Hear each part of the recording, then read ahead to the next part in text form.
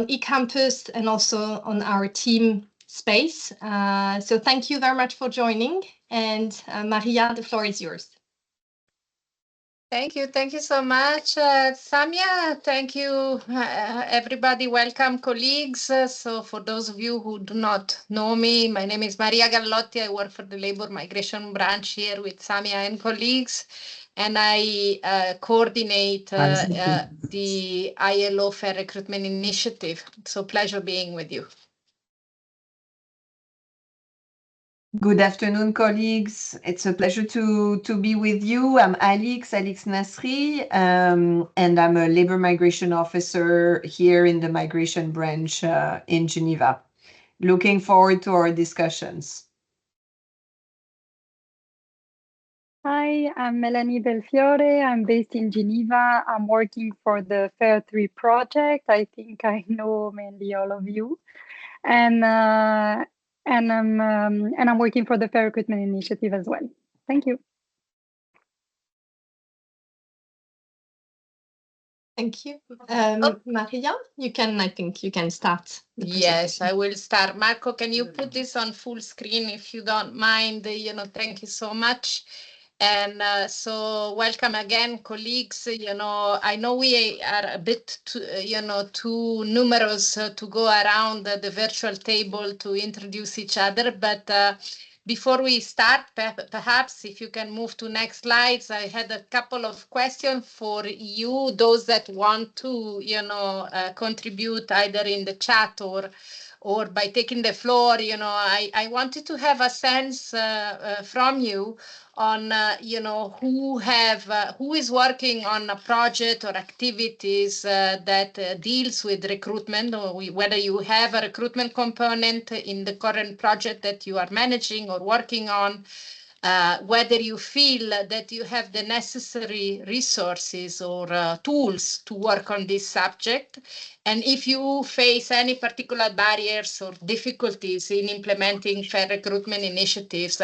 We would like to really engage into this as a conversation. So that's a way for us also to learn to what extent have you been exposed, or are you, working on this subject, if you have the right tools, and which kind of tools do you need, and what are your specific difficulties. So, I mean, if I can just open the floor for a moment, for any of you, if any of you wants to come in on any of these questions, I think it'll help us steer or understand, what is most needed as we go forward.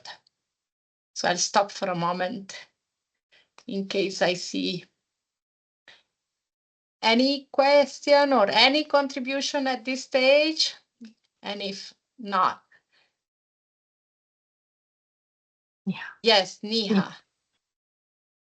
Hi, good afternoon, colleagues. I guess I'll just take the floor so that it opens up some conversation.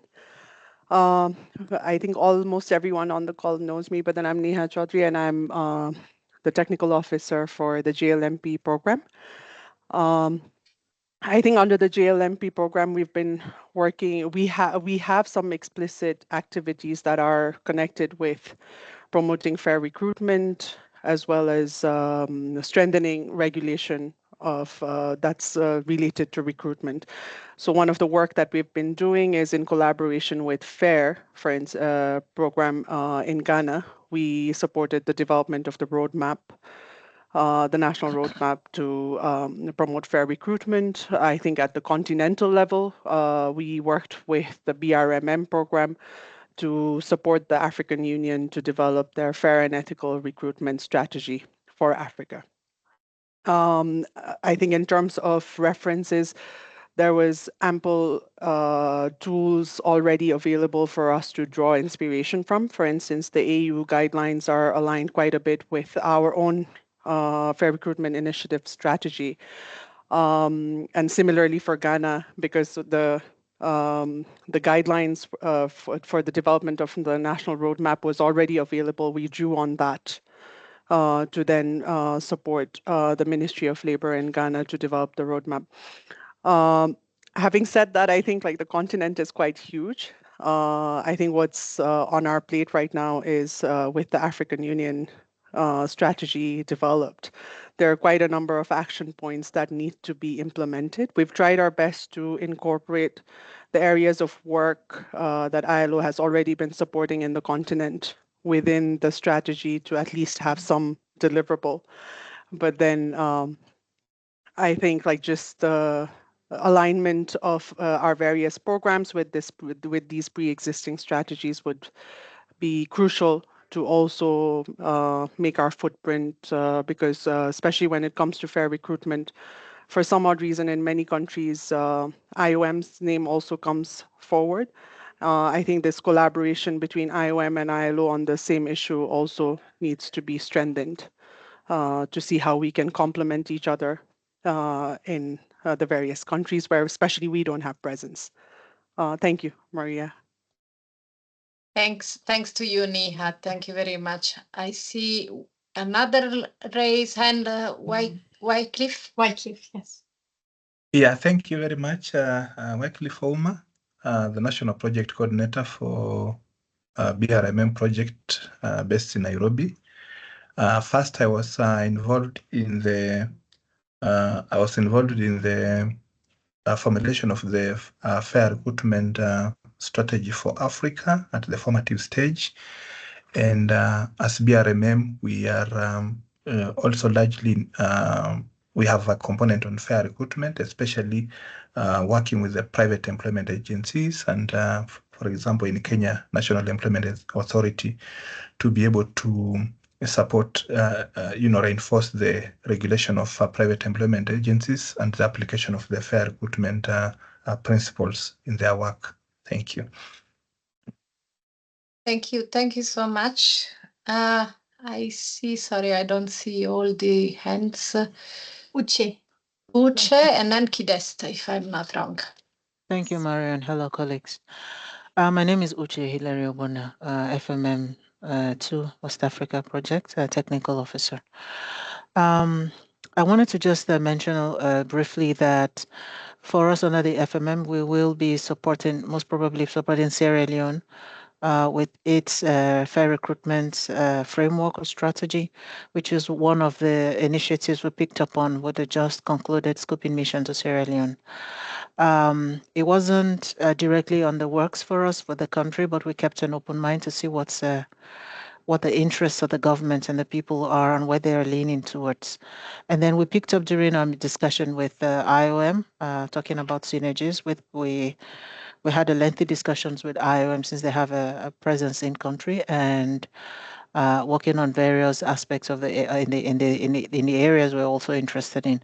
And this framework came up, and incidentally, we also corroborated that there is an existence or an initiative to develop a fair recruitment strategy for a framework for Sierra Leone, but it hasn't really progressed considerably.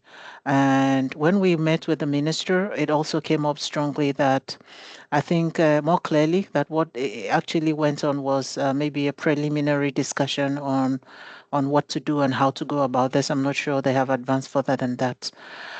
So Giti and I are interested in continuing or taking this over from IOM or having further discussions with them to see how we can work together to either advance this or finalize it. And we're looking to mirror closely what went on in Ghana.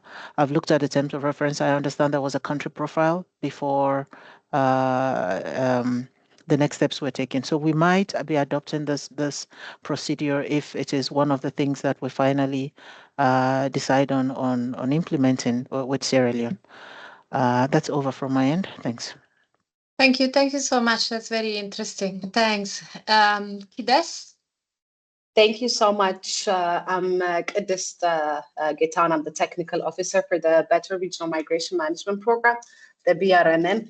I think some of the activities have already been, some of the initiatives of BRMM have already been stated by Wycliffe and Nihat, especially on the partnership with GLMP on the fair recruitment strategy.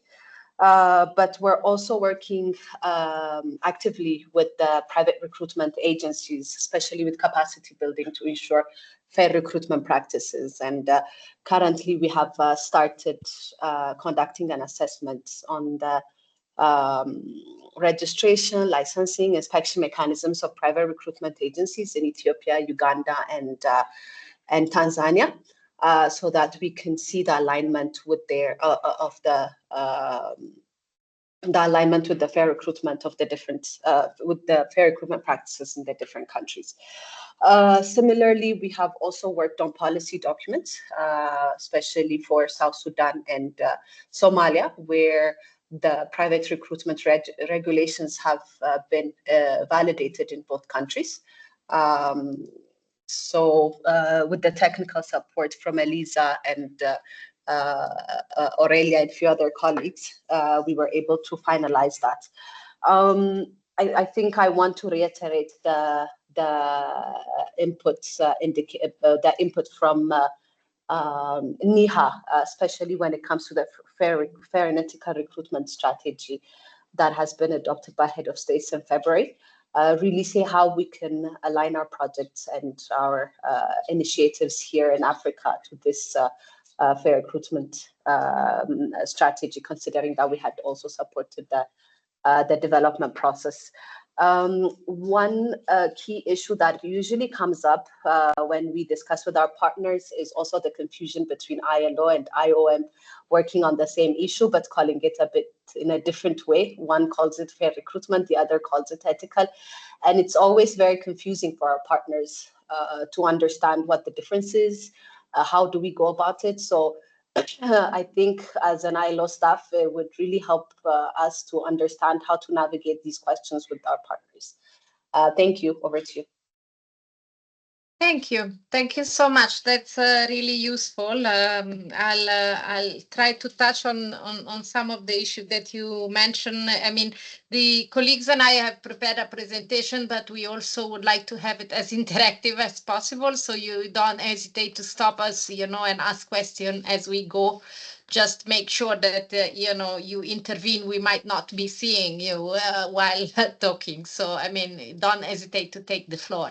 So if we can go to next slide, I mean, just a very quick overview of what are the topics that we want to cover. We'll look into what is fair recruitment, and I know many of you will be perfectly able to talk about these topics. Perhaps it's a bit newer for some others, so bear with us. I mean, we just remind some of the keys, elements, who are the players, who is involved in recruitment, what are the relevant labor standards that apply to recruitment, and the general principle and operational guidelines on fair recruitment. And then we hope to go a little bit to look at what examples and good practices or practices on fair recruitment are taking place in Africa. And here it really I think it's a lot of peer-to-peer exchange that we would like to promote.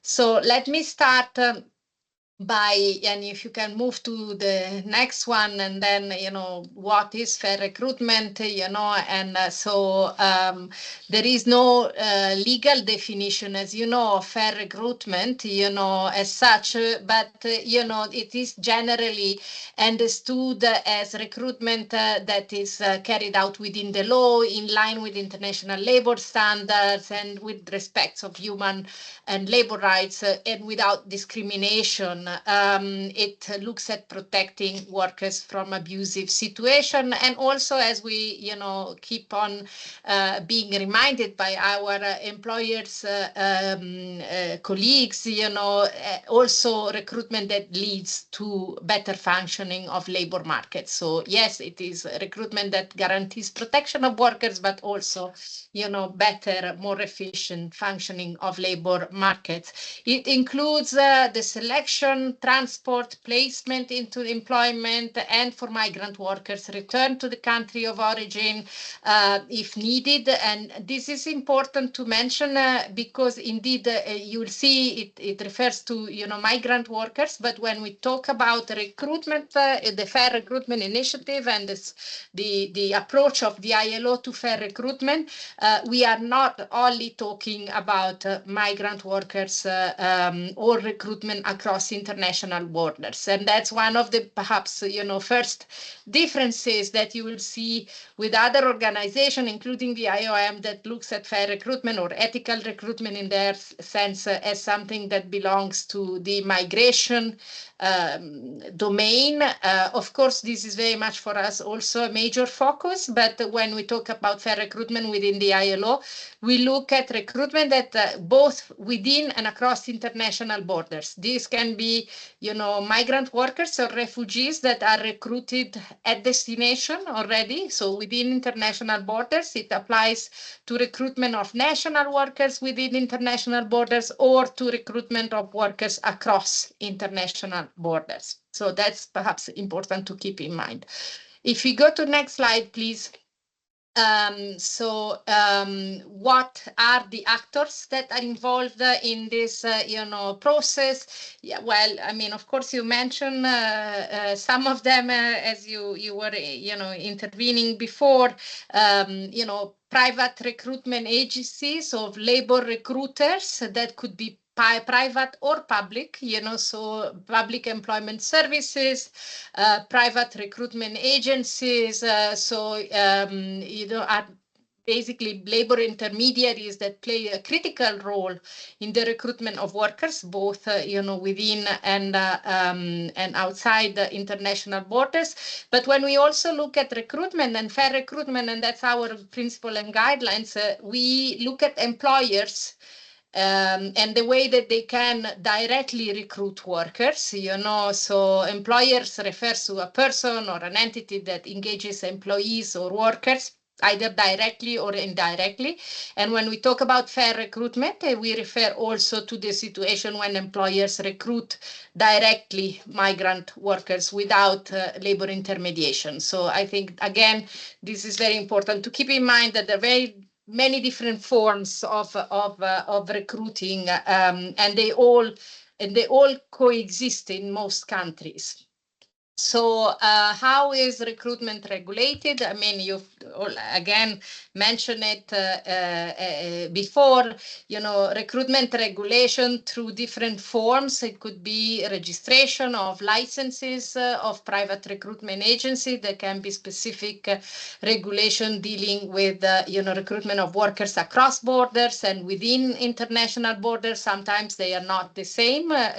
So in some countries, you will have agencies that are receive a license for recruiting workers only within the national context, and in other cases, agencies that have a license only for recruitment across international borders, and in some cases they do both. And that's again, very different situation in terms of how they run their operations.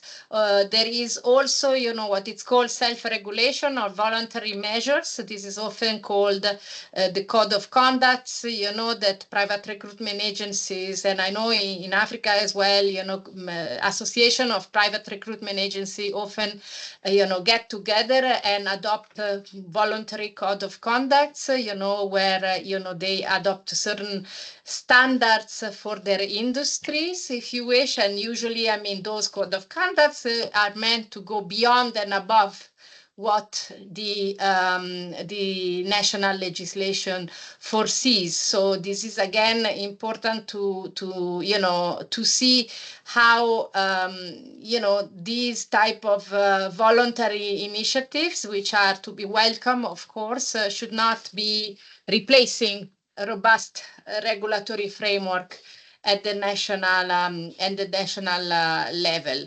And then, while you mentioned before, I can't remember if it was Kitest or others, that the issue of the need to not only to adopt the right set of regulation, but how do we implement the regulation and monitor it, and you mentioned, if I'm not wrong, registration, licensing, and inspection of private recruitment agencies. And this is again a very critical point, to look at the range of authorities that are entrusted with the mandate to inspect or monitor the operation of private recruiters. And so we have been working in the past. We continue to work, in the area of recruitment agencies inspection. And so we have developed tools for labor inspectorates in their role of monitoring of recruitment practices, including the monitoring of private recruitment agencies. So if you go to next slide, and I'm gonna go very quick on this because I think it's no surprise to anybody, but the point is indeed, why is fair recruitment is important to all, and we have a couple of slides here just that points at the fact that it is a win-win-win-win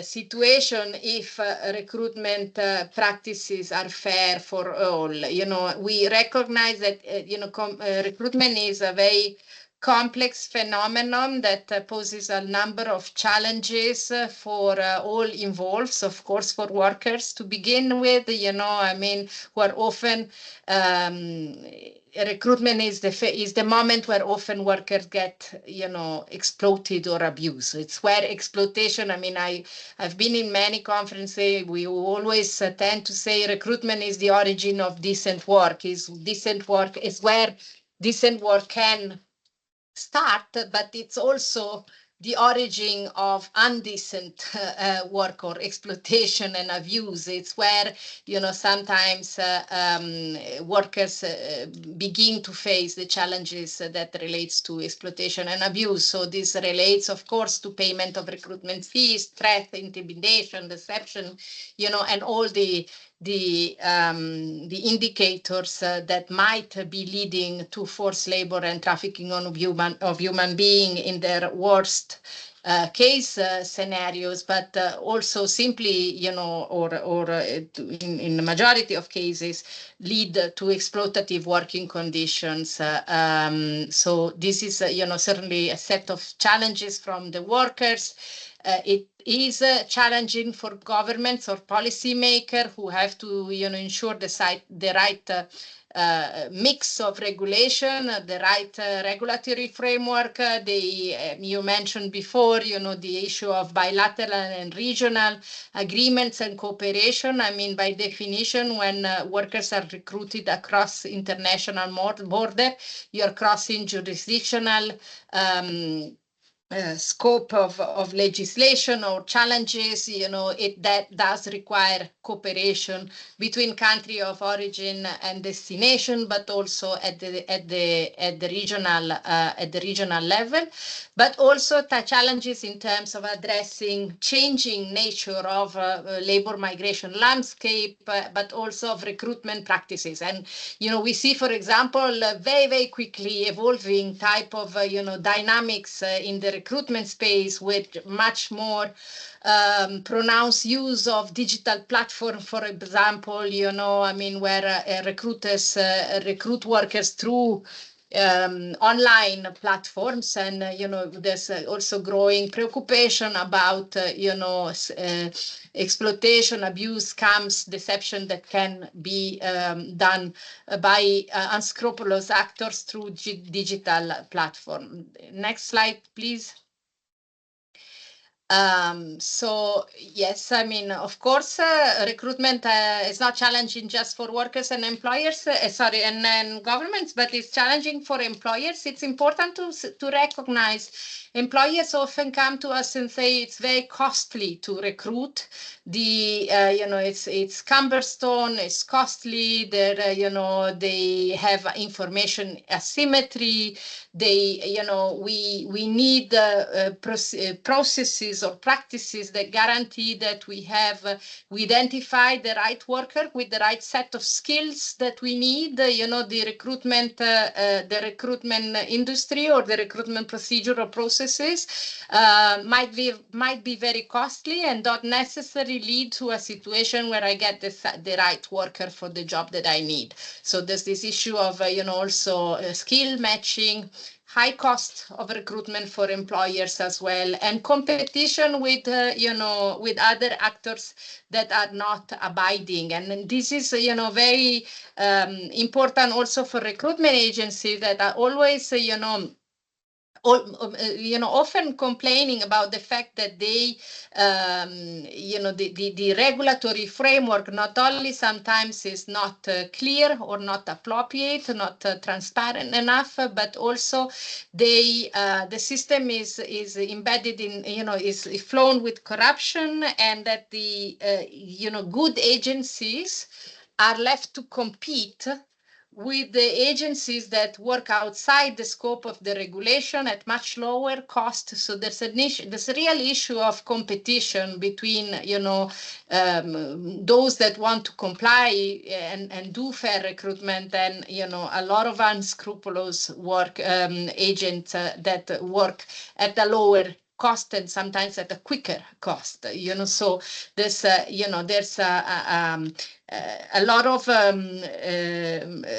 points that are raised often by recruitment agencies. How do we run a sustainable business? How do we create, that ecosystem that allows us to indeed have a flourishing business, right, in a context where we have competitors that are, just sort of abusers or abusing the regulation or working outside of the regulation scope.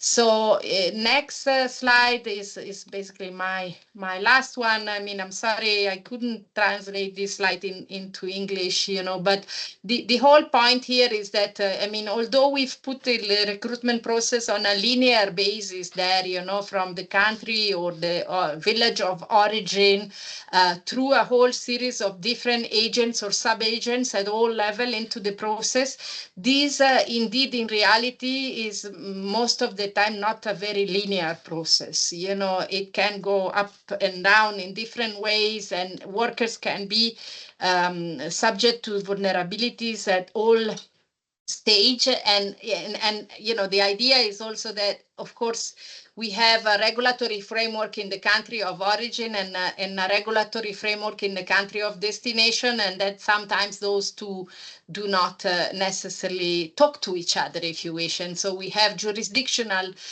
challenges, not only in terms of arranging or organizing, if you wish, the governance of the recruitment process, but also a lot of challenges when it comes to access to justice. If at any point of that line, a worker happened to be exploited. So I just, we have been working in a few countries to also look at, strategic litigation and access to justice in the case of abuses that happens in a migration context, but it is certainly, very much still an area that deserves attention.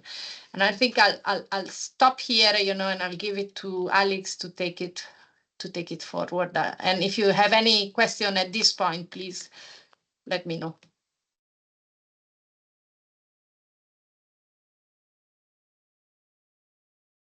Yeah, Niha. Thank you, Maria, for that quick run through.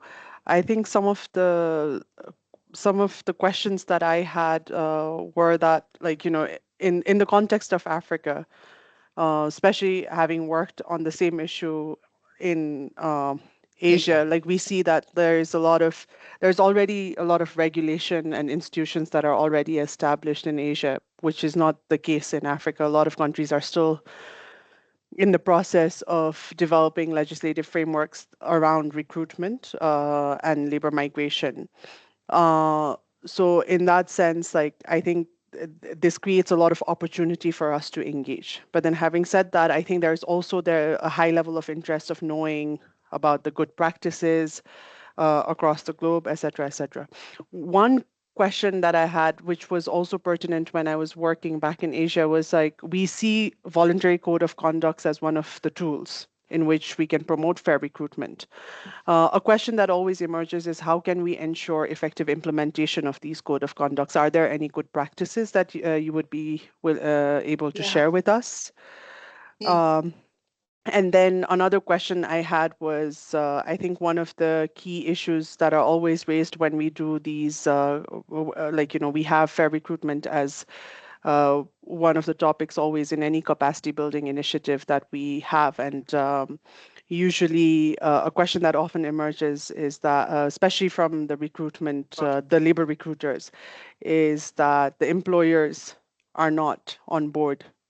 Usually we have seen some sectoral initiatives at a global level, but then when it comes to some key sectors and supply chains, we haven't really seen that sort of move on the part of the employers. Is the office doing more in terms of generating evidence, in terms of how fair recruitment can benefit everyone?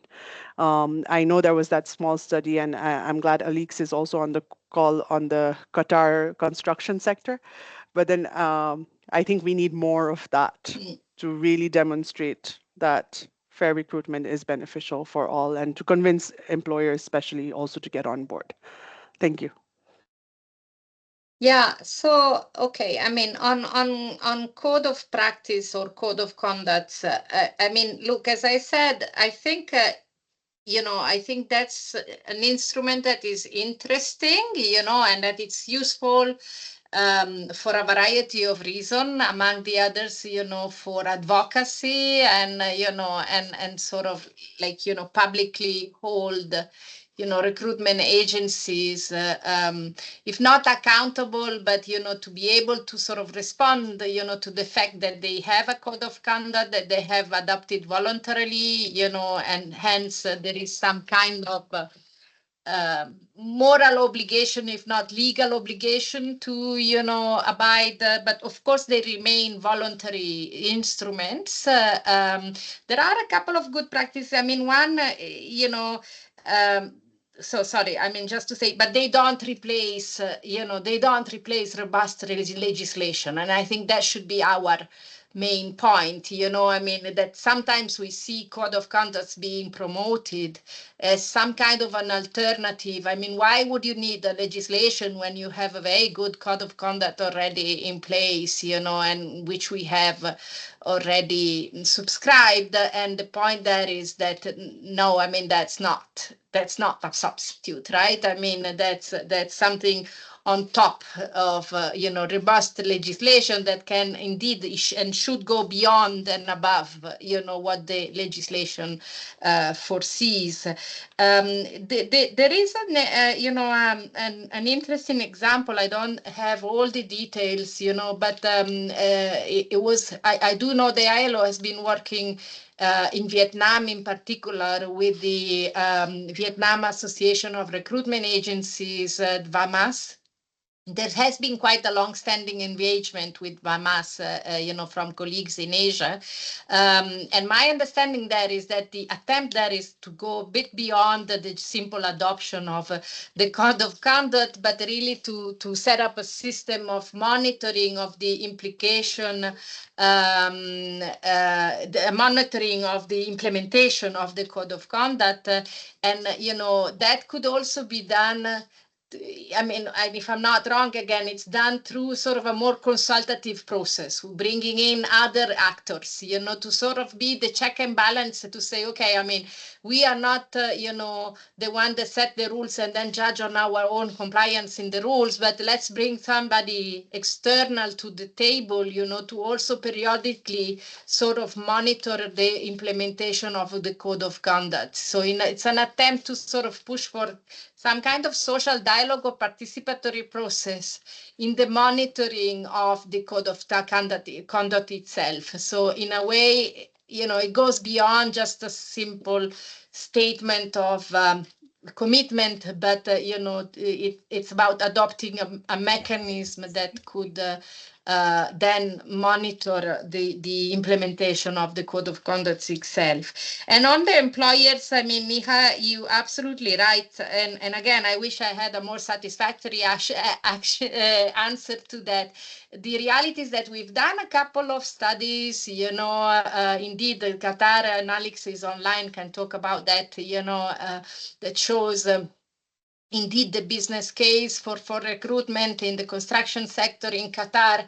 At the same time, we are talking about a multinational company in a huge project in Qatar, and my understanding is that even for that company to bring in other employers to sort of replicate the pilot that they had with the ILO, it's a challenge that, you know, really yet there is still needs to be that kind of buy-in and ecosystem from it's challenging to export and convince to other sectors and other employers.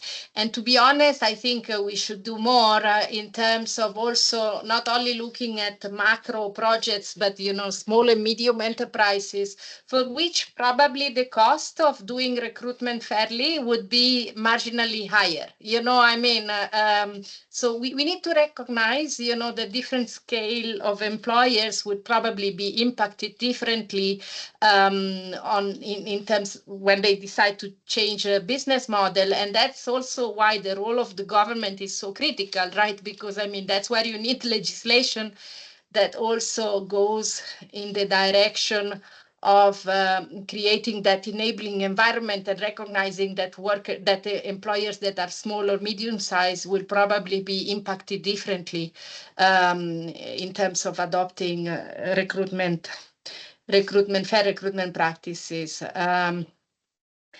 Yeah, so I mean, I definitely think we need to do much more, but I also think, to be honest, that you know, I'm not sure. There's a limit to how much we can say it's good for employers. I think we also need to play the stick. You know, it's like it's good for sure. It's not bad, but it's also the right thing to do because that's what the law requires. You know, and to be honest, I mean, we were looking at this due diligence legislation as well as a possible push, you know, for companies to move a little bit more in the direction of adopting policies on fair recruitment. But again, now in the current context, it's a bit shaky, right? Even the European legislation is put under challenging circumstances. So I don't know how it will evolve. And I see Wycliffe and Solomon. Sorry, I don't. Thank you very much for the captivating presentation. I have two questions or just comments. In Kenya, we've had, we just concluded the Labor Migration Advisory Group by BRMM in Kenya, and it was very interesting. And here is where one of my first question lies, because I've seen many times the private employment agencies in Kenya behaving like the proverbial bat. When it favors them, they are part of FKE. When it doesn't favor them, they are neither employers, neither workers. They stand on their own. So my question is, based on where we stand as ILO, where do private employment agencies fall? Because we know that the tripartite nature, we have the employers, we have the workers, and we have the government as making the tripartite. So where do we place the private employment agencies? My second question is, again, maybe on the last statement, which talked about due diligence, but I've seen increasing effort by private employment agencies in Kenya to be certified with IRIS, the one for IOM, because most of the countries of this nation, especially in Europe and America, these developed countries, they want to see if your company is already certified along those lines. Does the ILO have a certification program like the IRIS, such as the IRIS or the Fair Trade? And what can we be able to do to up our game on that? Thank you. Thanks, Wycliffe. Why don't I take Solomon's question as well, and then I'll try to answer in the interest of time. I tend to talk a lot. Hey, thank you, Maria. I think mine is just as a follow-up to Neha's intervention and the code of conduct. In Ethiopia, in February 2021, we developed a code of conduct, and we facilitated the signing of that code of conduct among the Ethiopian Overseas Employment Agencies Federation, the Ministry of Labor, and the ILO. However, as Niha previously mentioned, there has been limited follow-up. I think we have also to take that blame against us. And also there was a lack of mechanism on how to ensure accountability.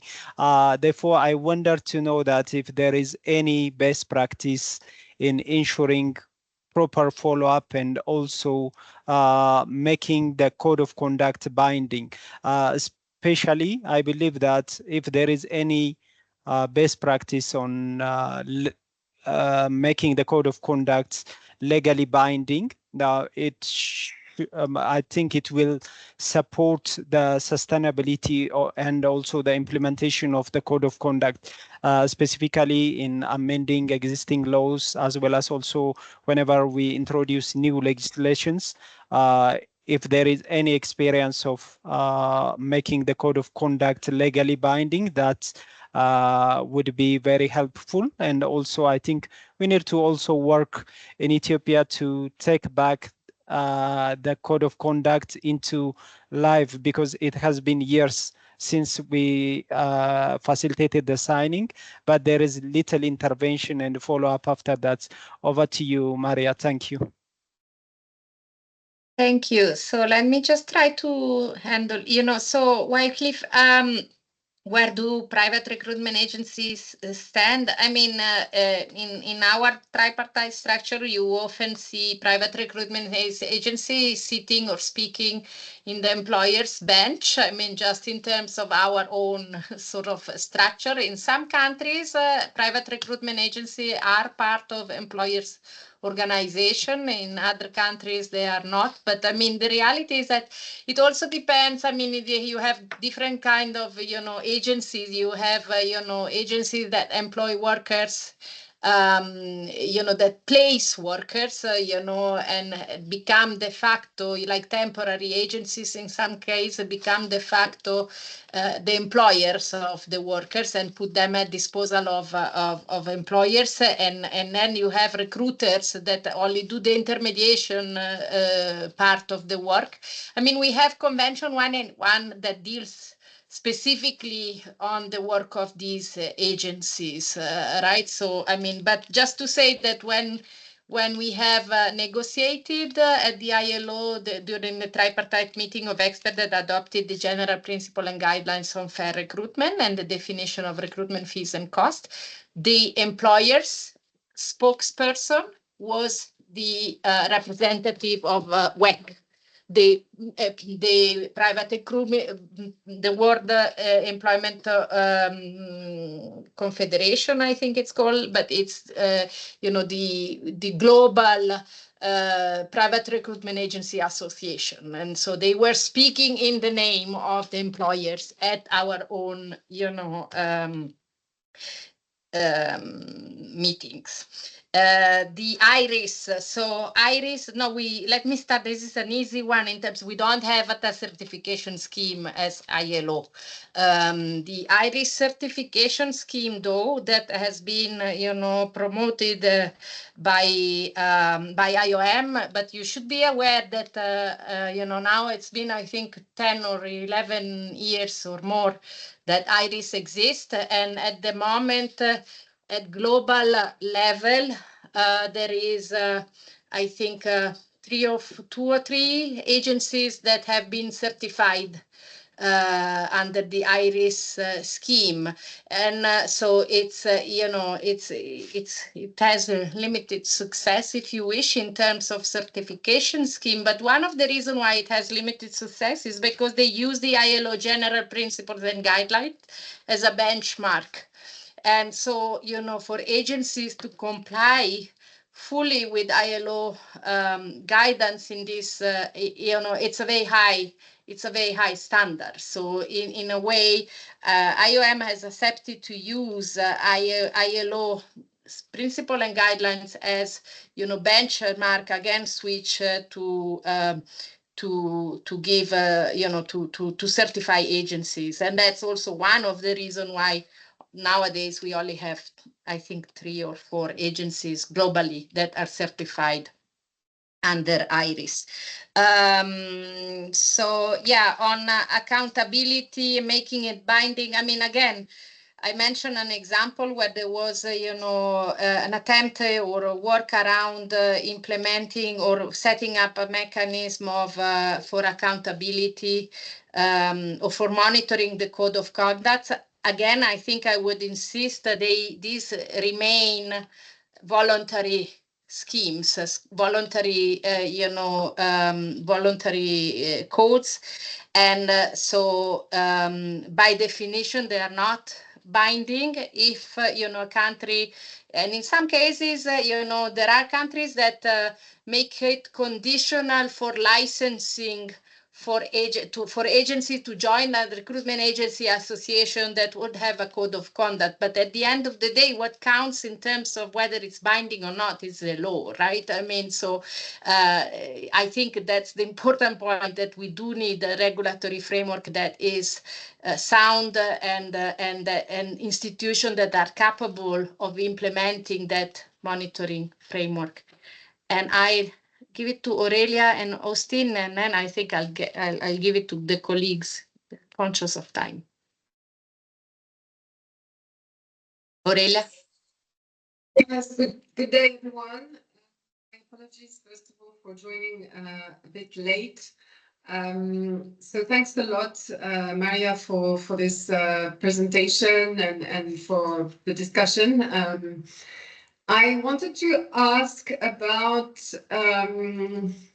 what you think from your experience and also the experience of colleagues about adopting. I mean, I'm asking this because this is what we've been experimenting a little bit with in North Africa, which is about experimenting with a slightly different approach. I mean, remaining within the broader framework of fair recruitment, but putting a little bit more the emphasis on an approach which somehow borrows from sectors, borrows from enterprise, starting from trying to understand really the business operations of these agencies as any other business, which they are, in as much as we do not want and would never speak of labor as a commodity, but at the end of the day, these businesses remain for profit.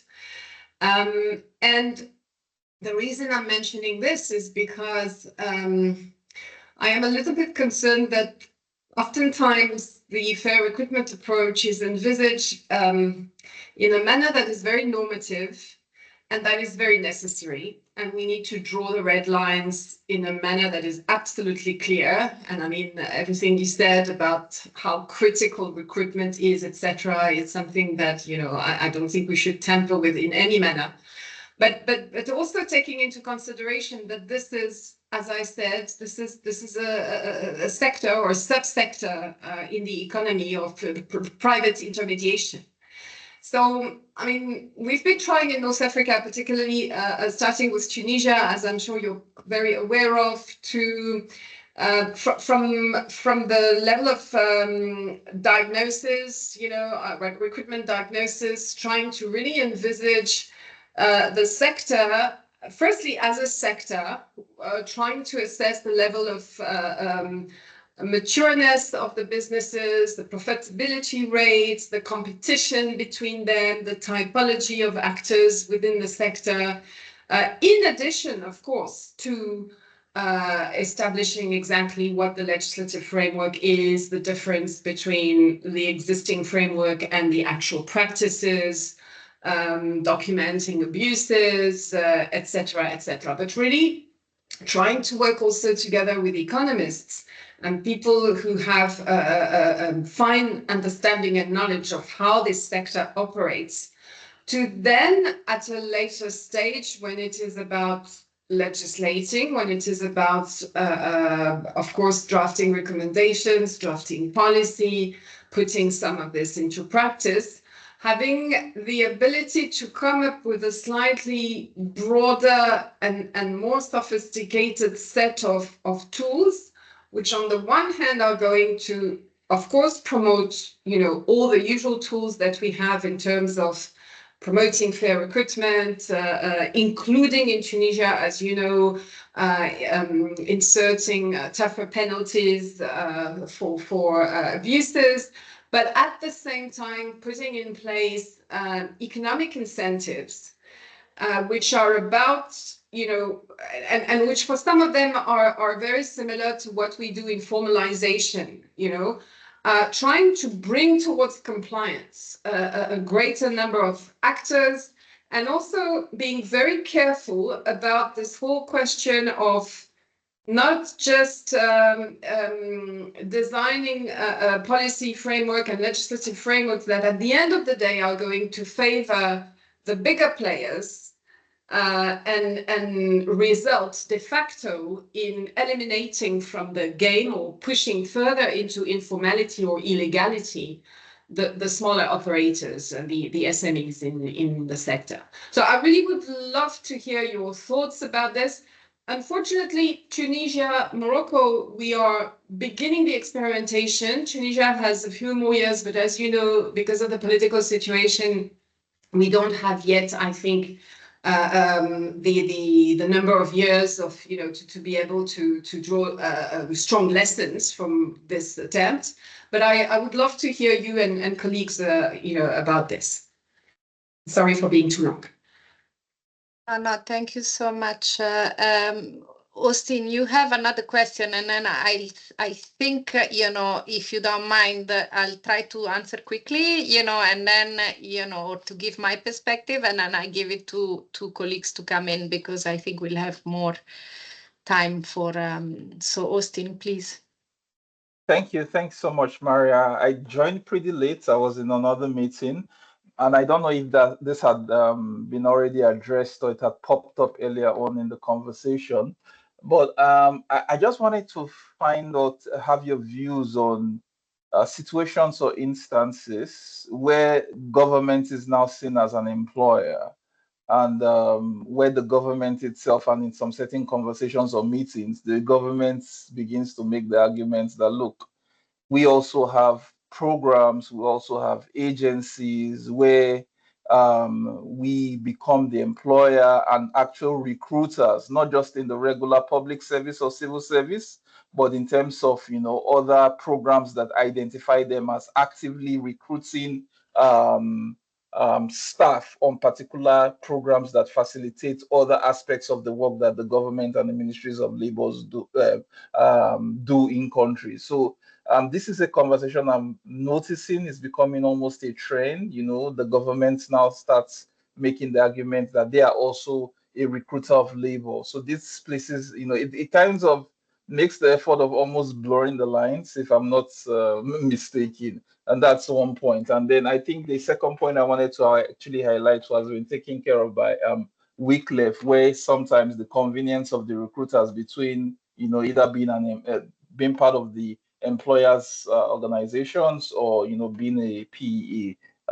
This was also addressed. Thank you so much, and over, Maria. Thank you.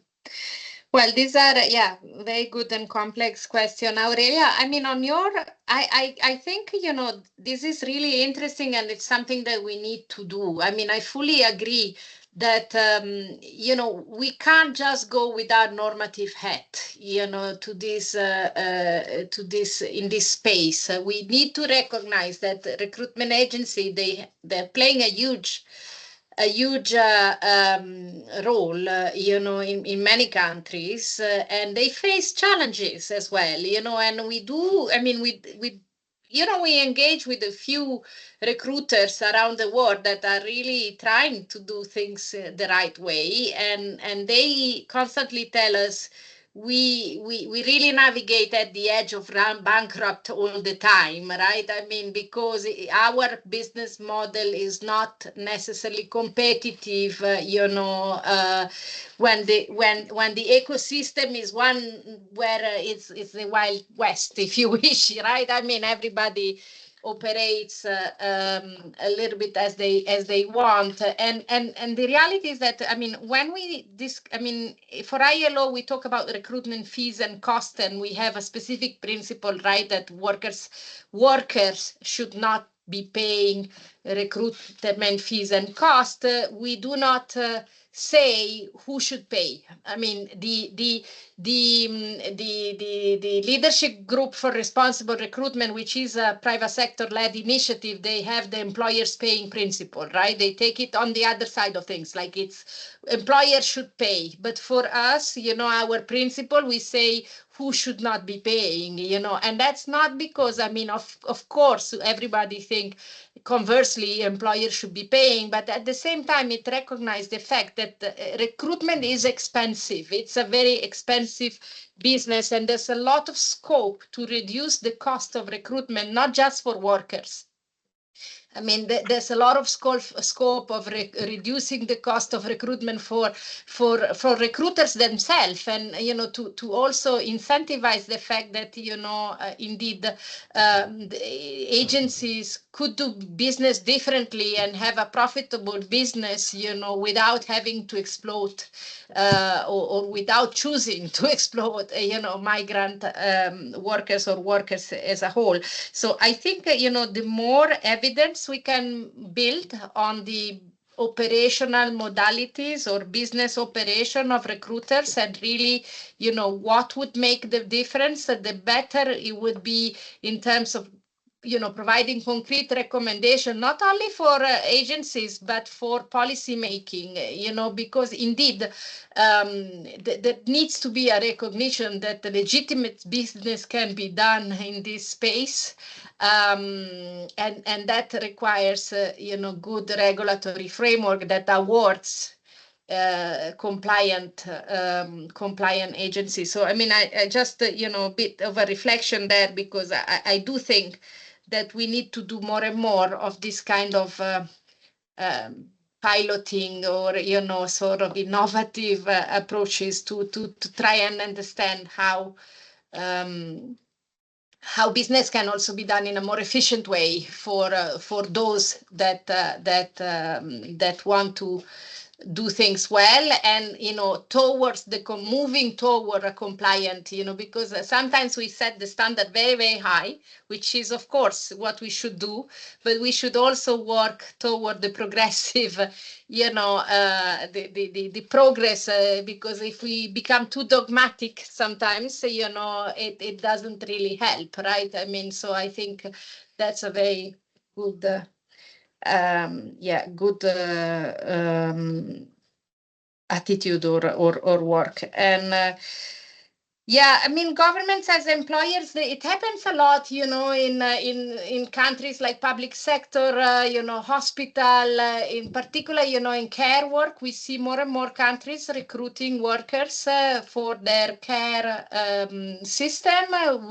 And that's where we see a lot of sort of bilateral agreements being signed, and indeed, for public employment or public hospitals, for example, or elderly people. I mean, for example, Germany is engaging a lot with countries of origin, not only in Africa, but, recently like Central America, where they really sort of reach out to their counterparts in ministries of labor, and that's more through government to government agreements, but sometimes they directly go to recruiters in countries of origin for specific sectors of the economy. So I mean, I'm interested to know that this is becoming more and more of an issue in your country. I think I'll let the colleagues take over from here and have another round of discussion after the presentation, if you don't mind.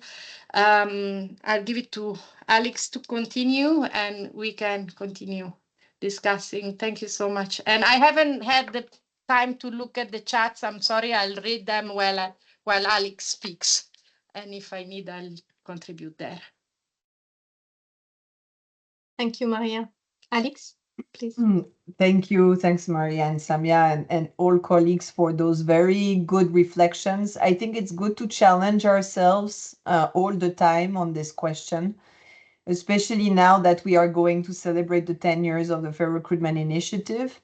And I feel that one also think that would be really good to look at together on this issue of business model, margin, understanding of the sector, Aurelia, is, one thing that we've been discussing lately with recruiters is that they say, for a big multinational companies like the one that we've been piloting fair recruitment with, like Vinci or others in garment, the cost of really moving from a non-fair recruitment model where workers pay to a fair recruitment model, it's quite marginal, it's quite low.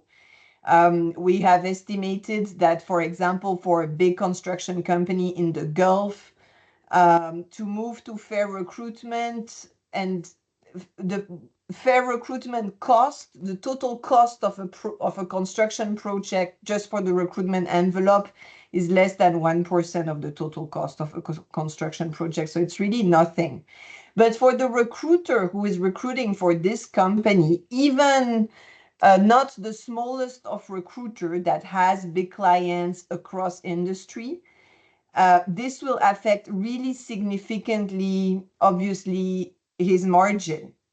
So his transformation, it's much, much more difficult from a profit perspective than the transformation for a big multinational. So there's really this question also on how do we, as the ILO, really facilitate this discussion between employers and recruiters, because still we feel that, there's no really tough conversation going on. And sometimes we go for the recruiters without really having in-depth also conversations with employers. And there's a bit of unfairness on how this whole policy and advocacy is led sometimes towards recruiters only, without thinking, okay, but how do you actually rebalance the whole bill at the end? So yeah, I think we need to really continue thinking about this. I also agree that the understanding the sector and the characteristic of the private recruitment, private employment agency landscape in a country is extremely important. For example, recently we had major failure in Lebanon because we worked on the standard employment contract for domestic workers through a tripartite committee with different actors. We thought it was owned, etc. And at the end, we have a major pushback from the private employment agency, full industry, that went in even to the parliament to block, the adoption just of a standard contract, not even like, regulation of licensing or something like this.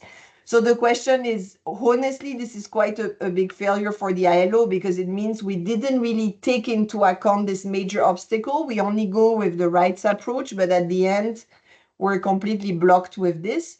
And this is really linked to the corruption issue in the sector. That also, I think the ILO is quite weak in addressing in terms of our expertise, generally, the way we deal, I think, with corruption and the way we address it. And sometimes it's not that we close our eyes, but because we don't know exactly how to deal with it, we still continue. But at the end of the day, if 50% of the private employment agency sector is owned by government officials that are the one who are going to actually adopt or implement the legislation, there will be very minimal results for workers. So that would be really a conversation that would be good to have. That was just 2 additional thoughts on this. And then we thought with Maria and Melanie that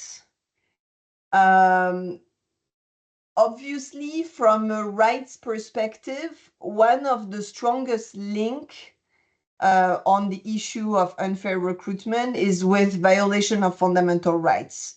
Because not only of the human rights due diligence legislations that are developing, although there's also some pushback, as Maria mentioned, in the past 2 months, but also because you have also those new trade laws. So for example, the forced labor ban in the European Union that was adopted last year, that really includes the issue now of fair recruitment and recruitment, especially of migrant workers, very heavily. So it's an additional pressure. So not only the human rights due diligence agenda, but also the fundamental rights trade bans agenda, which are two different agendas that we can look at. So we just wanted to recall you a bit how you can also use that in your conversation. Maybe we go to next slides. We have done also some new research last year, and this is a number that is good to have for advocacy. So we know that migrant workers are 3 times more at risk than other workers to fall into forced labor, and mainly because of unfair recruitment. If you look at the disaggregation behind this number, so it's mainly because they were not recruited in a fair way that they end up in this situation, which is really huge. It represents 15% of adults in forced labor that are migrants. And another figure that we've looked at last year is that, we try every year to estimate the profits, the total illegal profits that are made out of forced labor. And for the first time, we tried to look at what is the part of this illegal profit that is made on the back of migrant workers for payment of illegal recruitment fees and costs. And the figure that we have is that at any point in time, there's 5.6 billion US dollar that are attributed to illegal recruitment fees and underpaid wages for migrants. So it's quite a big number, and we're hoping to, have also more data in the future. But this is something that we can also use, is to say that in all the illegal money that is done by unscrupulous employers, recruiters, that puts people into forced labor, a significant portion, I mean, it's not the majority, but a significant portion comes from illegal collection of recruitment fees and costs. Next slide.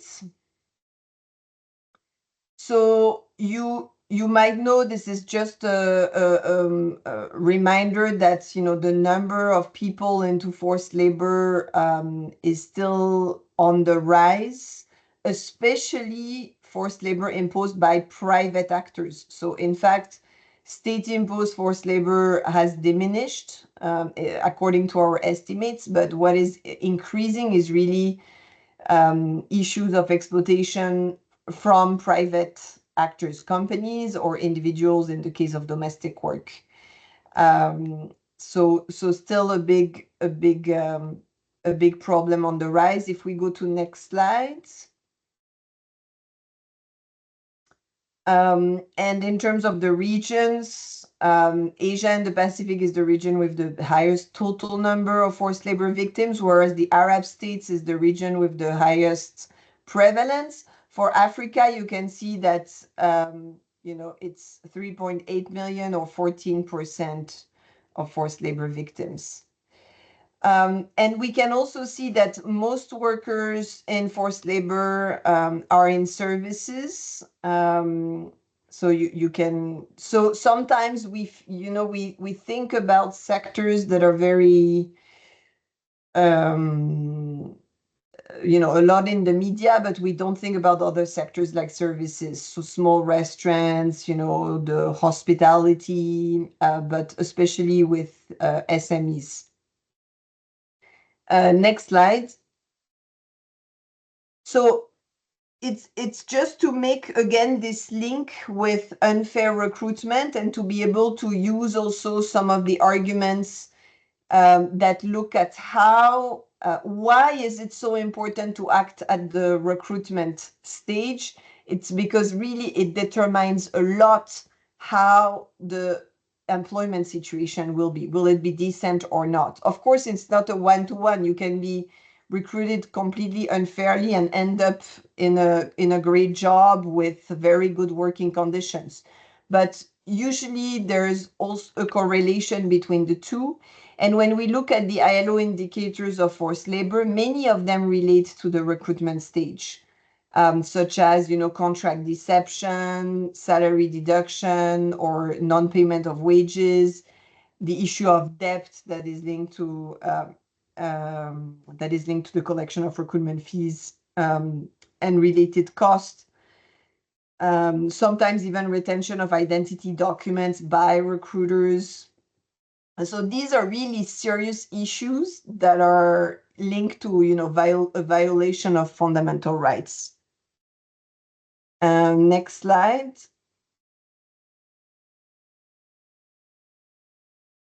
And in the latest global estimates on modern slavery, we've looked at, the details behind those figures of forced labor victims. And what you see is that, for example, 51% of victims of forced labor have either done excessive overtime, on-call work, or more hours than initially agreed. So deception, specific deception on working hours. 43% had a job, had a type of work that was different from what was agreed during the recruitment stage. Sorry, and also, I mean, the type of work and the nature of work, 29% about deception on the nature of work.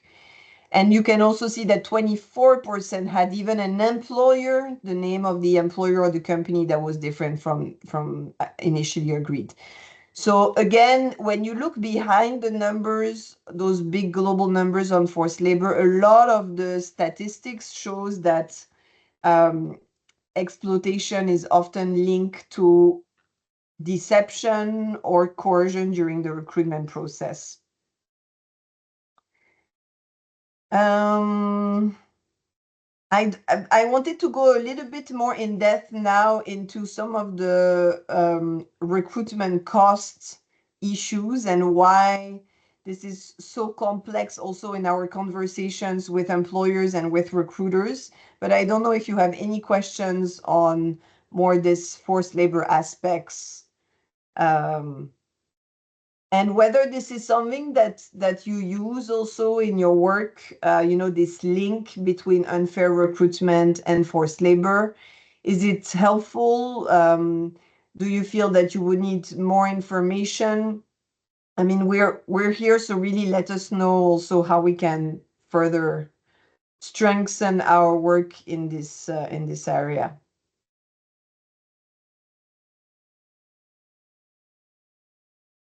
Yes, Neha. Oh, sorry, Alix. Thank you so much for this very insightful presentation. I think we usually have one slide or so just to sort of present what are the common violations that migrant workers face, but then to have these numbers, I think is very useful. One question that I had was on one of your slides, you referred to illegal fees, right? And I think it will also link with what you're going to present next. But then in many countries, there is no clear definition of recruitment fees or prohibition as well in the national legislations. So how, in that study, how did we define illegal fees? So that's just a technical question. Thank you. That's a very good question, and I should verify it with our statisticians to be 100% sure, because obviously there is the guidelines definition, which is that any fee would be illegal as per international standards, versus the national law definition. And I think that for methodology purposes, they calculated any fees or costs, because otherwise you need to go country by country and estimate. And we know that there's some caps per sector sometimes, or per country of destination, so it's very complex. But I can come back to you, but I'm pretty sure that this is the international the ILO guidelines or Convention 181 definition. And this is a first. This is the first time that we get such a figure. So we're hoping that next year is the new global estimate on forced labor, that there will be more focus on this, and also from the profits study. Yes, why? No, I think it was Kiddist first and then Wycliffe. Yeah, thank you so much. No, it was just a follow-up question from Neha, because For instance, when you see the proclamation, the Ethiopian proclamation 923, 923, and the amendment clearly indicates that, getting the fee for the passport, for the medical, is clearly indicated within the proclamation that this is a fee for the migrant worker. So when we keep on saying that these are illegal, wouldn't it be a bit confusing at country level for them to take this up? I mean, how can we manage that understanding? Over to you. That's a very good question, because now we have obviously this definition of recruitment fees and related costs that is annexed to the ILO general principles and guidelines. But at the same time, there's something in this that says that, if this is negotiated at the national level with consultation of social partners and in the interest of the workers, which is the same provision that we have in Convention 181, right?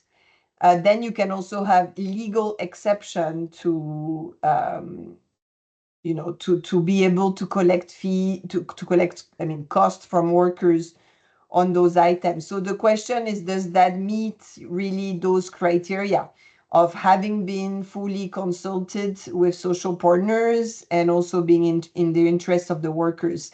I think if you look at the Committee of Expert comments, it's quite interesting, because it's only there that you will really see some of the content of how these exceptions are interpreted. For low-wage migrant workers, it would be very difficult to say that this is in the interest of the worker, for example.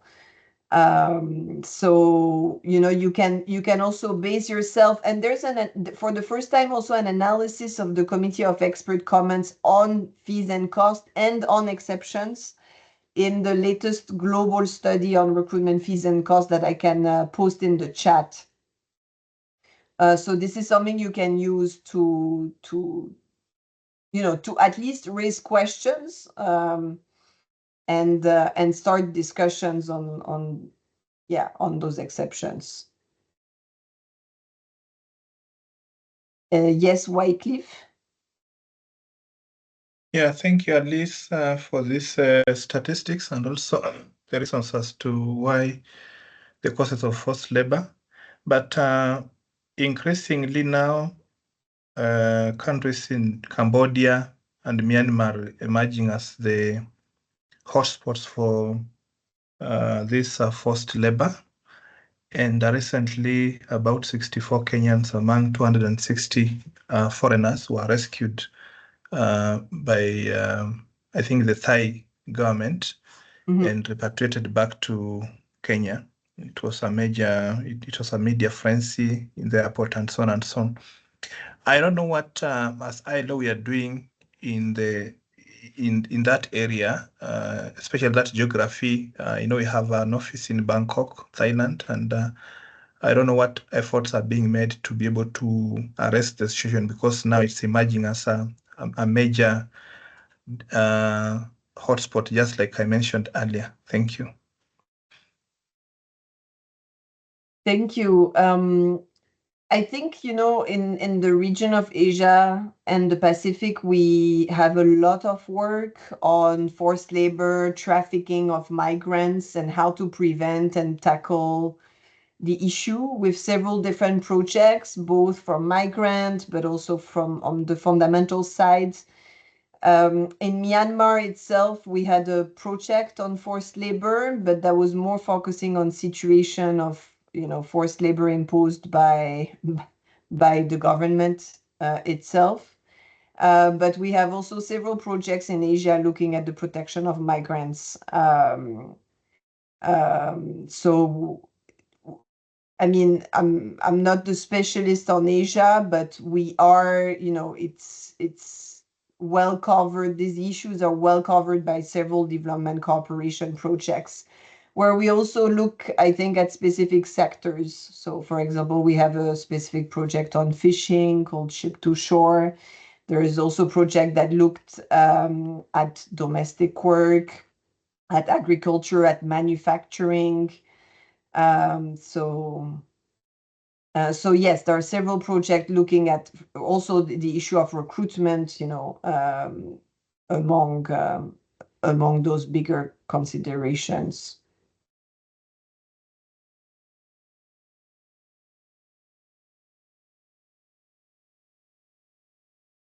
I don't know if there's any other question. Otherwise, maybe Melanie, I'll hand it over to you, and you can, because I think our presentation was a bit too long, so that you can move forward. And you will have, in any case, the PowerPoint for the rest of the information on fees and costs. Thank you very much, Alex. Okay, thank you. I'm going to try to rush and to maybe try to say everything in a very short time. So maybe can you go to the next slide, Marco, please? Yes, maybe can you go, yeah, please, next one, if I can. Yeah, next to the 22. Yeah, okay, great. So just to say, maybe a bit of the framework of fair recruitment. So maybe first, and I'm going to try to go very quickly on this, we have the SDG goal, we have different SDG, but SDG goal 10 on, of course, reducing inequality within and among countries. And in this one, we have a specific indicator on recruitment fees and cost, which is where we have different surveys that are measuring this.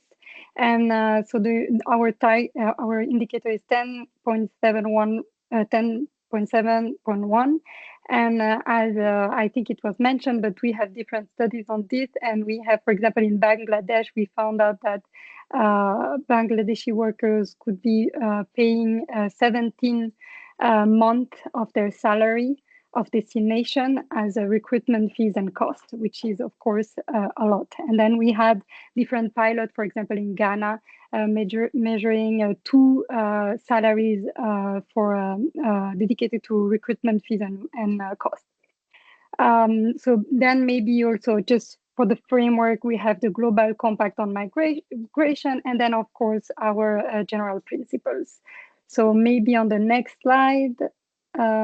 Yes, so of course, for our framework at the ILO, as I think it was mentioned previously, and also because you had, I know already, a session dedicated to our convention. We have a ILO fundamental instrument, but we also have our convention dedicated to migration. I'm not going to go more in detail as you already had a specific section on norms. So I'm going to go directly to the next slide, please. So on our general principles and operational guidelines. So this is our main document, our standards on recruitment, on fair recruitment, and we have these 13 principles that are guiding our work. And one of them, I think we mentioned it already several times, for example, is the fact that migrant worker should not pay recruitment fees and costs. Then we have a separate section on operational guideline. And the goal of this section is to talk to each party, to each stakeholder, so to employers, to recruitment agencies, and to government, to give specific guideline on how to implement and operationalize these 13 principles. So we don't have a section for workers, but of course, workers are also working on fair recruitment. They don't have specific responsibilities as it was stated for government employers and recruitment agencies. So maybe next slide. Then we have a separate part on the definition of recruitment fees and related costs. So I'm going to try to go quickly on that. So we have one part that is dedicated to recruitment fees. And in that case, we are talking about the commission of the intermediary. So what we were talking about, the agency, the fees of the agency, or different type of sub-intermediaries that we know often these are very untransparent costs. And then we have another section on related costs. And I think this is maybe less clear, and we have the ILO have made this effort to give a definition to guide government in the way to define this cost. And here we have a variety of costs, for example, regarding passport, regarding a lot of official documents that are going to be asked to worker to migrate, but also, for example, translation, official translation. We have transport costs. We have different type of insurance, medical procedure or screening before to leave, etc., etc.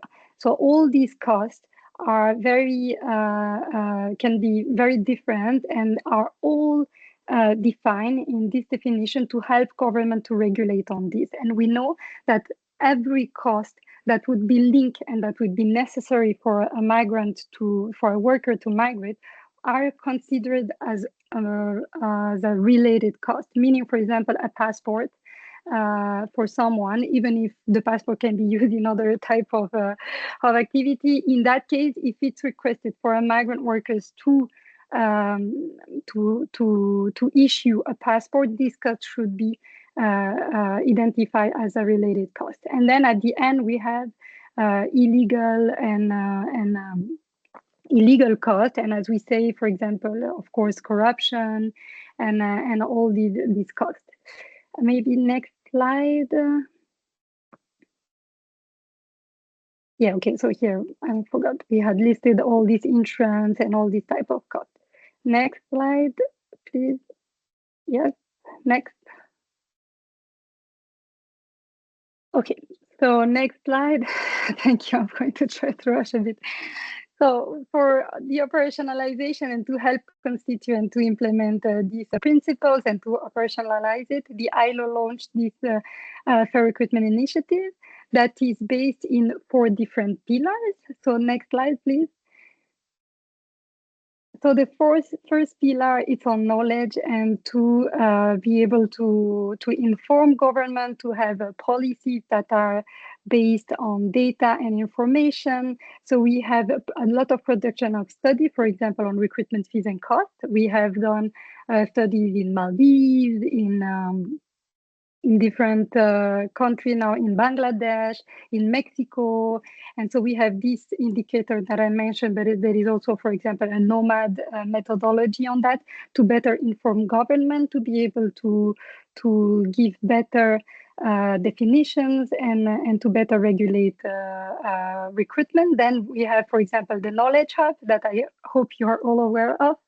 It's a platform that we have, like a community of practice and exchanges between experts, so that is gathering all our guidance, but also publication, not only ILO publication, but also of our partners, for example, IOM, ITUC, but also IOE. And then at the end, in this first pillar on knowledge generation and dissemination, we also have the work we are doing with the media to ensure that we have a balanced narrative about labor migration. That is, the goal is to, of course, inform migrant workers to avoid and prevent deception, but also to prevent stereotypes and negative public attitude against migrant workers, but also to have an evidence-based, or to ensure or to contribute to an evidence-based debate in the society around labor migration policies and recruitment standards. Then the second pillar is dedicated to law and policies, to a recruitment framework. So in that case, we are helping constituent to align policies and legal framework to the general principles and operational guidelines. And then, of course, we are implementing, helping the government to implement control. So we are working in that area with labor inspectors. Of course, also establishing a bilateral agreement and way of monitoring them. And then we are also working, of course, with social partners to have effective social dialogue and consultation in all the stages of a development of policies. And of course, we are working to push ratification of our relevant conventions. Next slide, please. Then on the third pillar, we are working with business on business practices. And here is all the work we are doing with recruitment agencies, with licensing, so helping them and incentivizing them to have license. For example, we are also working on network of private recruitment agencies or business. For example, we have that global business network on forced labor that is at the global level with different companies that are involved in this and engaged. Then we have, of course, the promotion of due diligence and voluntary initiative. I think this was mentioned previously by Maria a lot. And of course, this development of a lot of practical tools and guidelines. For example, I have a different example, but with Verité, we had a very good toolkit on the agricultural sector with different tools like a checklist, etc., for the recruitment of migrant workers in the agriculture sector. Then on the last pillar, the fourth pillar, it's the work we're doing with unions and workers on, of course, raising awareness on recruitment among workers' organization, but also promotion of the unionization of migrant workers to better ensure their representation. And then we have also, we developed in different countries direct services, the provision of direct services for migrant workers, notably, for example, through the migrant resource centers, but also on like references system and partnering with other NGOs organization on the provision of services.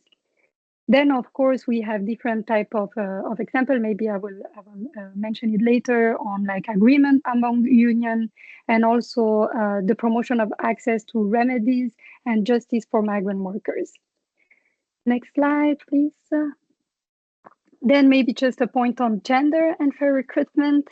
So we know that gender influence recruitment and that women in particular are facing specific challenges. We know that women are often migrating and overrepresenting in undervalued sectors or sectors that are qualified like low skill sector and that are often less regulated. I'm thinking, for example, in care work or domestic work that are also more informal and that they are using more informal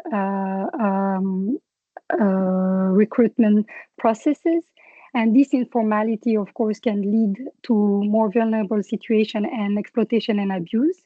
So this is something that we are trying to take into consideration, this intersectionality between the gender and these different type of vulnerabilities and discrimination. We also have, for example, we know the pay gap with wages, with the different of wages between men and women, but also, for example, access to social protection, health services, and also information. So this is different type of challenges that are specific to women and that should also be taken into consideration and that are intersecting with their condition already of migrant workers. We also have consideration for men that are to be taken into consideration, that we know that in a lot of different contexts, men would be expected to be the main provider in the family, and this can also lead to some pressure on them to migrate or to not being able or to also have, for example, a debt bondage and big debt to migrate. So these are specific, we can say, consideration regarding gender to men. The different possible answer that we are trying to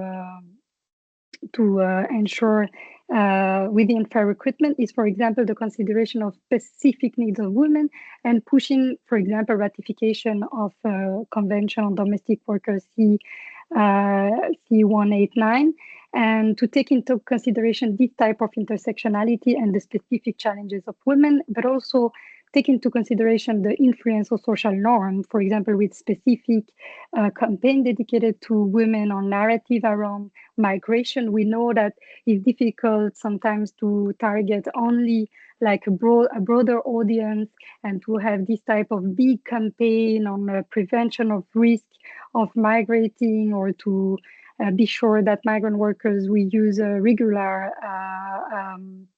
processes. But we know that it's also important to have more a community approach and to have specific messages dedicated to women, to be sure that we are taking into consideration this type of intersectionalities. Also, we have, of course, all the work we are doing with workers' organization, that it's a way to empower women and to be sure and to ensure that they are part of the social dialogue. So to make sure that, for example, in workers' organization, but also in employers' organization, to have women representation so that they can also have their voice in the tripartite dialogue. And this is something that we have done, for example, also in specific context with the strengthening of workers' organization specific, for example, for sector, for domestic workers, so to strengthen their voice in the tripartite dialogue. Next slide, please, Marco. Yes. So maybe on this, on the added value of the ILO, I don't know if Maria, you wanted to jump in on this, or if you...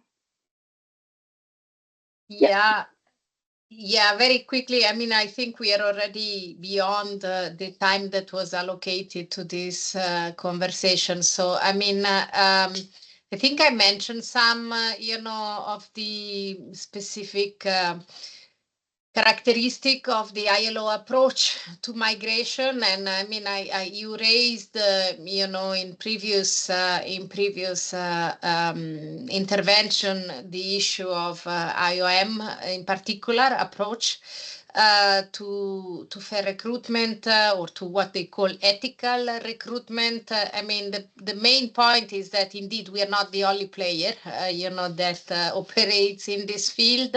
IOM is not the only one either. I mean, you will hear the name fair, ethical, responsible recruitment. Responsible recruitment is what is usually used by the Institute for Human Rights and Business. I talked before about, the employers paying principle and the leadership group for responsible recruitment. This is a private sector, group of companies that got together, around a simple concept of employers paying principle, so indeed, I mean, this was raised before. There is confusion often, on our different approaches and our complementarities. So we also, and I think, I don't want to open up the Pandora box here. I think we've been discussing with many of you about the synergies, complementarities, competition with IOM in particular. I mean, this could be an argument on which we could go on speaking for the next couple of days.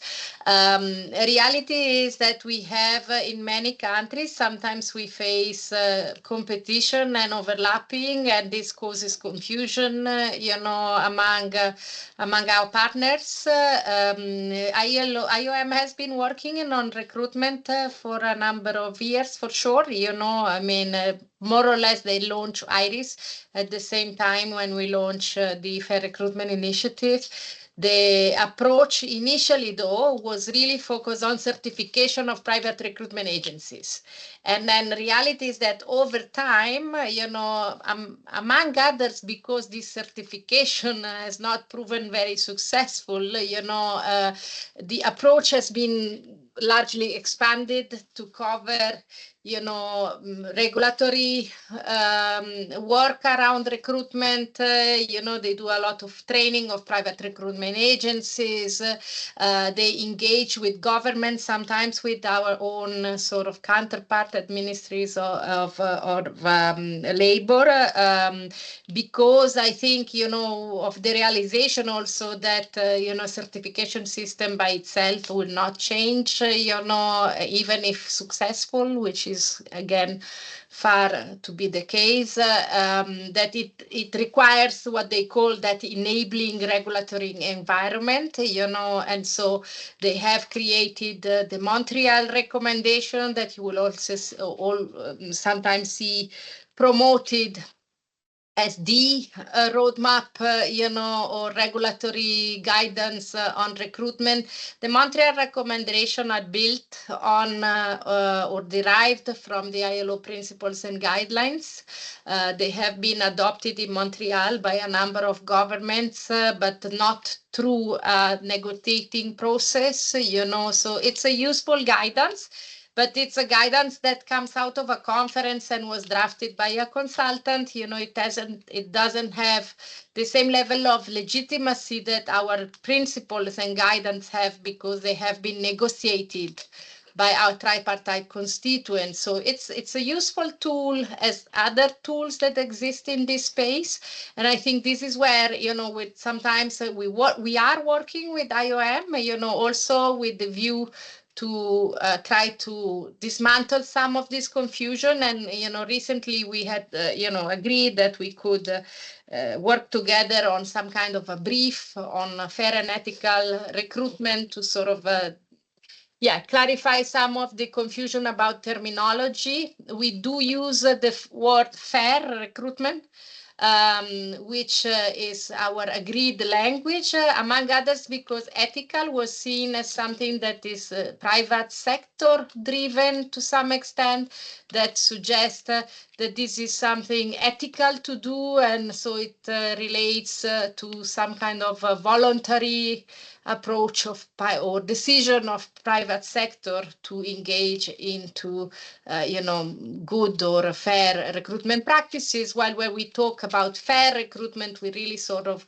link our approach to the world of work and to the labor standards, right? I mean, so one of the differences I mentioned before is this intrinsic link between recruitment and decent work. So, the idea that, from our side, it's a matter of labor, it's a matter of rights, and there cannot be fair recruitment if it doesn't lead to decent work, and also that it is the lack of decent work that sometimes pushes into unfair or unscrupulous recruitment. Perhaps also to point, indeed, as I said before, at the very specific, at the broader scope of what we do, in that we work on recruitment not just from a migration perspective, and that I think it's a very major difference. And then, of course, when it comes to areas like labor inspection role on recruitment, or public employment services, this is where we really have a unique expertise and mandate, and that's where, other actors in this space often come to us because they don't have that kind of expertise. So I'll stop here. I mean, I know you would face these difficulties at all levels. Unfortunately, I mean, just to finish, as you all know, the US cuts has hit IOM even more than it has hit us. I mean, just for you to know, the IOM team that used to work on ethical recruitment in Geneva, it's almost disappeared, if not completely.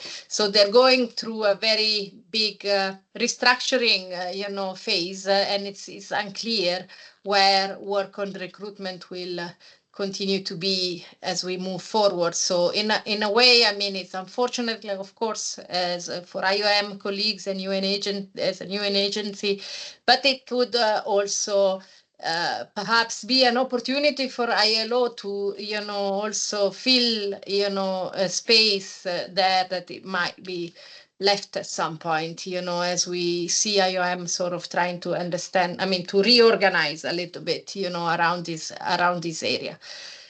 So yes, I mean, I'll stay tuned on this one. It's not an easy one.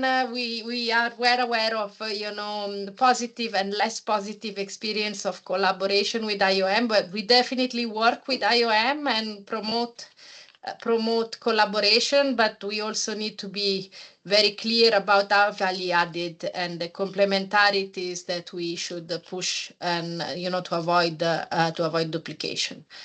And I think with this, I mean, we've gone beyond, the time that we were allocated for this training. So I think, we need we all need to move to other, work.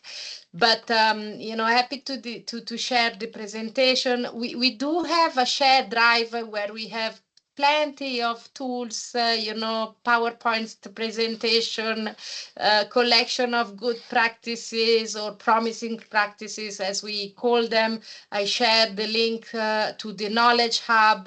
I would be really, really grateful if whenever you work in this area and you have a interesting publication that you want us to disseminate, please let us know. We'll put it on the Knowledge Hub. We have a newsletter on fair recruitment, which we hope you all receive. If you don't, please contact Melanie and she'll put you on your mailing list that we disseminate at least on a quarterly basis.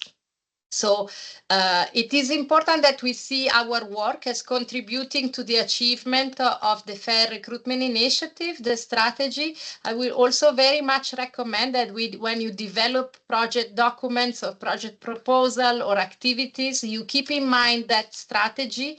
We're not asking you to do things differently in terms of your priorities, but it is important that we keep in mind that what you do at the country or regional level can be reported as a contribution to the global level if it is designed in a way that that it really seen, that it aligns with the strategy objectives and targets. So we really see the fair recruitment strategy as the umbrella that could help amplify what you do at the national and regional level, and at the same time provide a sense of coherence in the approach. And it's not about doing more work, it's not about doing work differently, but it's about sort of trying to find the way to also promote the work that we do in a much more coherent and cohesive way. So with that, I think, I see that Samia has left, she had another meeting, and unless there is any urgent last point, I don't know if Melanie or Alex want to make any final point. Otherwise, we can wish each other a good rest of the day. Thank you very much, colleagues. Thank you. Thank you, everyone. Thank you. Maria. Bye. Thank you, Thank Alex. you, colleagues. Melanie. Thank you Thank and you so bye. much. Bye. Thank you.